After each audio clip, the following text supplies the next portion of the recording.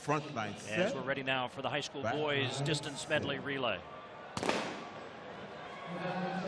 You know what I think is really cool about this, having the high school kids run after the college kids, is how inspired they must be to perform, to watch potentially some of their heroes and some of the schools they hope to attend. I think that's a really cool dynamic for these youngsters to be able to experience. It's a whole continuum. I can remember being in high schools in the paddock getting ready to run my race and watching the college guys run. In college, watching the professionals run. So it lets you see the future. Yeah. Well, Villanova is still celebrating on the inside of the track as the high schoolers are on the outside of the track. Michael Cherry, who we'll see tomorrow in the USA versus the World, was saying in the press conference today that last time he was here, he was the high schooler sneaking onto the track to hobnob with the elite athletes. So this mishmash of inspiration from youth all the way to masters. We'll talk about some of the masters races tomorrow as well. Really reflects the power of the sport, that anyone can be competing at any age. But right now it's the high schoolers on the track in this distance medley relay, the opening leg of 1,200 meters. Christian Brothers Academy of Lincroft, New Jersey out in front. And behind them, St. Anthony's, one of our favorites from Long Island. St. Anthony's coming in as the favorite, led off by Mason Gatewood, who's going to attend the University of Pennsylvania in the fall. So this is sort of his debut before the future Penn fans that will be rooting for him. Hopewell Valley of New Jersey in the gray, running in third. And just, you know, the experience of getting into this kind of venue for a high schooler, in many cases, this is the destination point for a lot of the high school teams around the area, but just kind of builds their confidence to be able to compete on a very big stage. Absolutely. I wish I would have competed here in high school. I didn't have the opportunity to, but I did come 4 years with the University of Texas, and like Craig mentioned, it definitely gave me a peek into the future and inspired me to want to continue competing and really pushing to that next level. Talk about Gatewood, who's tucked in on the inside. He ran a 4:08 mile indoors, and sometimes he anchors this team. You would have thought they would put him on the leadoff leg to get a big lead, but right now he's not delivering that. Moving up on the inside right now, there you see in the black and yellow.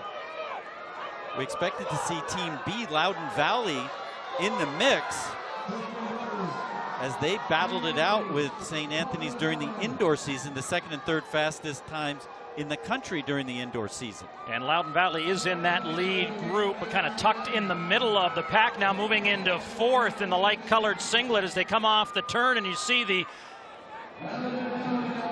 400-meter runners now waiting for this exchange that we saw with the collegians. These are very delicate exchanges, but all seem to go well for the leaders here as they make it around. Hopewell Valley now in the lead. And I kind of love how when he came in, the gentleman came in front in the 1,200 meters, he held that baton out so he could see the entire stick, which is really smart because that 400-meter runner wants to get out fast and wants to be sure they have that baton secured. Christian Brothers Academy with a strong leg on this 400 meter as they've taken the lead. Loudoun Valley now in second and Hopewell Valley in third. Andrew Cannelly on the second leg for Christian Brothers Academy out of Lincroft, New Jersey. And what a brave run that was. For him to take the lead on the backstretch on this track is really difficult, and he maintained that lead. Look, what a great leg for him. So he's given them a nice 5-meter advantage. Christian Brothers Academy will try to hold on to the lead on this 800-meter leg. Back with the final leg in a moment. National lead, 4x8 and 7:39.30, 4 by a mile, 17:01.82, a new national record. They were studying the DMR 10 minutes, 25.8, US number 3.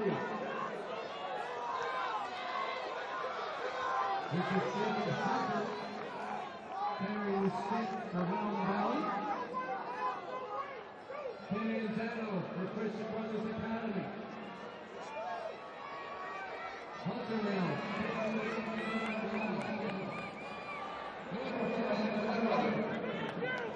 That's Daniel Hunter. Last to go.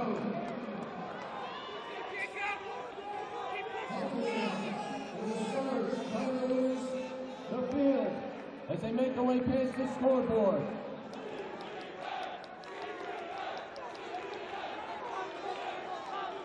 That's Jacob Hunter running down the back stretch. 21-16. Hopewell Valley, Northport running second and third. 200 to go for our front three.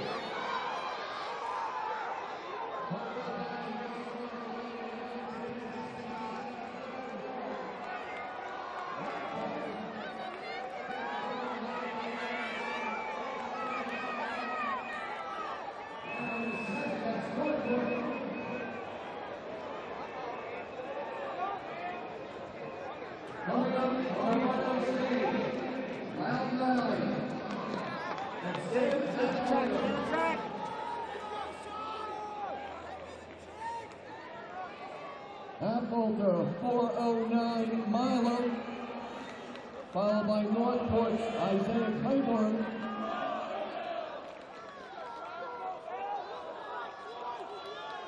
Claiborne, 410.96, joining National Indoors in a mile.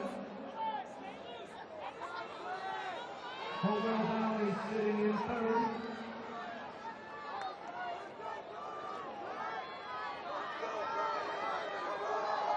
Back up front, Sam Apfolder, Round Valley. Be sure to join us as USATF returns to the Blue Oval in Des Moines, June 21st through the 24th for the USATF Outdoor Championships.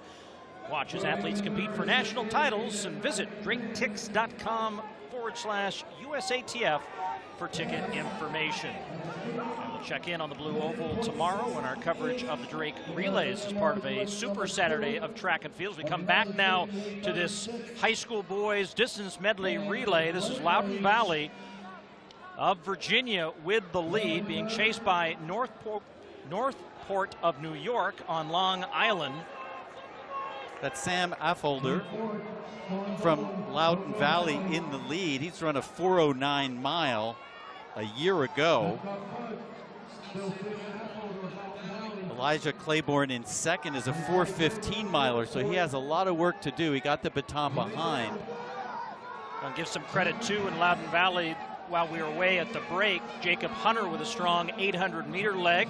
Name may sound familiar. His brother Drew Hunter just won the road mile at the BAA event leading into the Boston Marathon, and his parents, of course, coach at this high school in Virginia. So Loudoun Valley now kind of stretching that lead a little bit on Northport.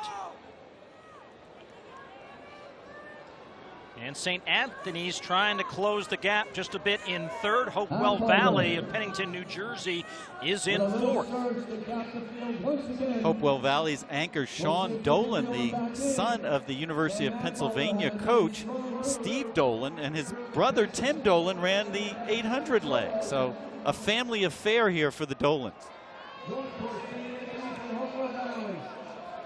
I like the third lap that's being run by Sam Apfolder. You know, he didn't sit on the lead. He went out reasonably quickly, and now on this third lap, he's sort of putting it away. They've got experience. They won this race 2 years ago. And is it hard, Craig? Is it hard for him to be running this race all by himself? He has a little over 400 meters to go. Is that tough? Especially, it's kind of cool. I know distance runners don't mind when it's cool. Is that tough for him? I think for a young runner, it's very hard to get the lead. It's much easier to run from behind. You can gauge your speed off the others, try to use a kick at the end. So when you get a lead, there's always the danger that you don't push the advantage and you sit on it, you let other people back in it, and then they can outkick you. So that's why that move he made on the third lap was so important. We can see the gap there between Apfolder out in front and the chase pack of three with Northport, Hopewell Valley.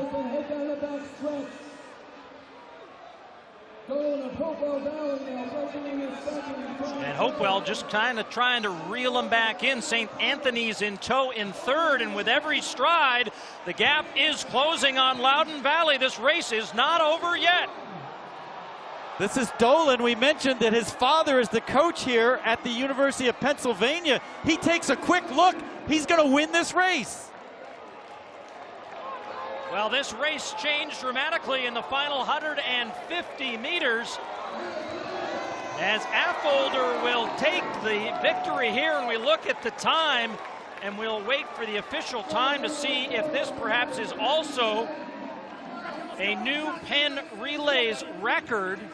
9:57.77. It is a new Penn Relays record as they take down the record held by South Lakes of Reston, Virginia, set back in 2001, that just happened to have a pretty decent miler, one Alan Webb. Alan Webb, who ran a 4:04 anchor, 4:07 anchor for Sean Dolan, and you know, he made that big move around the last turn. You spotted it. You could see Affolter fall apart, and just as I said, it was a good idea for him to move in that third lap. That does leave you vulnerable on the last lap, and that's what happened here. Well, a wonderful last lap for Hopewell Valley and a new relays record. History rewritten here at Franklin Field. Carolyn? Sean, congratulations, everybody. What was going through your mind on the very end there? When did you decide to make the move? Can you walk us through the strategy and what you were thinking? Well, I knew the two guys were out pretty far, so my main goal is just to try and close it down and do what I do best, just kick with my heart to go for it, and paid off today. I'm just super happy to do it with these guys. We're sending these three seniors the best way they can be sent off. You're a senior, you're in high school, you're at this place of all places. Describe for us what this meet means to a high school senior. I mean, when you're a freshman, you come to Penn Relays, you run one of those other heats, you're just like, you look up to these guys.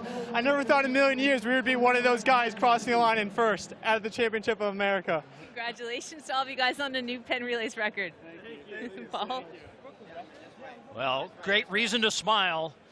Two teams under 10 minutes in this DMR, and 9:57.77 is the new Penn Relays record. Sean Dolan and the team from Hopewell Valley, a new legend is born.